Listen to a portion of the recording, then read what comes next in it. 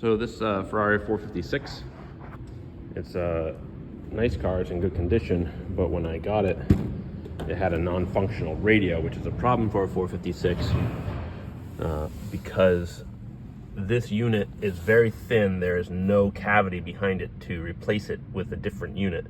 The only way it seems people have done it is they modify a unit to actually separate the faceplate and controls from the actual head unit itself. And I actually got to the, started taking the radio apart.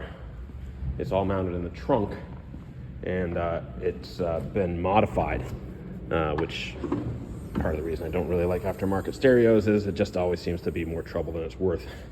But you can see they use these nice, big, huge power cables. There's a fuse holder there. They've got a big ground cable here connected to the shutoff, and then things keep going downhill from there. Now this is actually worse than when I found it. You know, obviously, normally all of this stuff is pushed up underneath. There's a cover that goes over it, and we can see that big, beefy power cable. We've got another fuse holder on this end of it, and then they just connect that all the way down to this much smaller gauge wire. Everything runs through this, and the only thing powered off of this is the actual aftermarket amp here, which is a blade amp, SE54 it looks like, and it's larger and I suppose better than the actual external amp. It was a Sony amp that this came with, but you can see the wiring is just super Mickey Mouse. So they've connected this all the way down to this tiny little thing to eliminate noise. And then they take this from that small gauge and then bring it back up to a larger gauge and then bring it back down to a slightly smaller gauge. And then this comes over to here with a three-way spade connector, and all these connectors you can see are crimped poorly and then soldered. It's a weird combination of very good and really bad. You know, they're trying to do the right thing and failing. This is even sticking out. You can see this could just short on anything at any moment. And then that powers each side of it. The ground cable comes in here, does similar things. You can see it comes in and then drops down into this much smaller gauge, and then drops down again into that same smaller gauge as the hot wire. And then this one had that three-way connector, but it's all, again, you can see a bad crimp that failed, and it's just all corroded.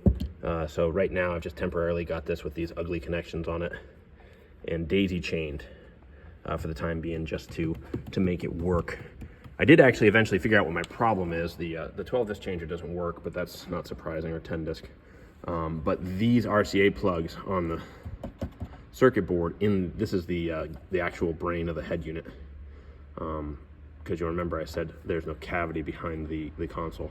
They keep using these RCA plugs with these big, tall connectors, which in theory are better, I suppose. You can even see how thick this cable is. It's a very thick cable. And these tall connectors, and they just put a ton of stress on these RCA connectors. So those needed to be resoldered. Once I did that, that solved the issue. But I really want to clean this up. All this wiring is such a giant mess. You can see all these connections are just poorly crimped. All this, like, the speaker connectors do just what the power connectors do. You can see this smaller gauge wire. It's not that small, but it comes over here and then goes over to this, and then you see these pretty beefy wires coming from the cables themselves. I mean, that's a pretty heavy-duty speaker wire in my experience. But I don't know what the benefit is, because it doesn't actually make it to the amp before reducing back in size down to this. So we've also got some of this cheesy stuff here that eventually comes out. I don't know if that's using to pull remote power from the factory harness to turn on the amp. You would think that the original Sony amp already had something to do that, but we've got this relay in here too that I haven't taken the time to trace out and figure out what it's doing. I've got an extra, what looks like an extra antenna, and I don't know if there's an aftermarket something that was added, and that's where this other antenna wire, you can see it's silver there, goes. But we also have a bunch of abandoned wires in here that I'll be darned if I know what they do. I don't know if there was something else in here that got taken out at some point, but it's been frustrating. The good news is when I power it up, now that I've got the RCA connectors fixed on this, sounds great. System sounds really good. But I really need to find someone that can be a little bit more fastidious than I am, and also save me from buying all of the bits and pieces to only use once, because I don't normally do aftermarket stereo full stop. And just get this straightened out. I'm thinking that because the 10-disc changer is no longer functional, I'm thinking that what I'll do is take this area right here, we can put a board in, maybe put a couple distribution blocks for the power and ground and maybe the speakers, and just get this thing tidied up. It's normally under a cover anyway over here in the corner, and there's a little door to lift so you can get to the changer, but this is bugging the daylights out of me. So hopefully I can find someone that can do that for me, because if I have to do it myself, it'll take forever, and I'll end up with a bunch of extra tools and parts that I'll never use again.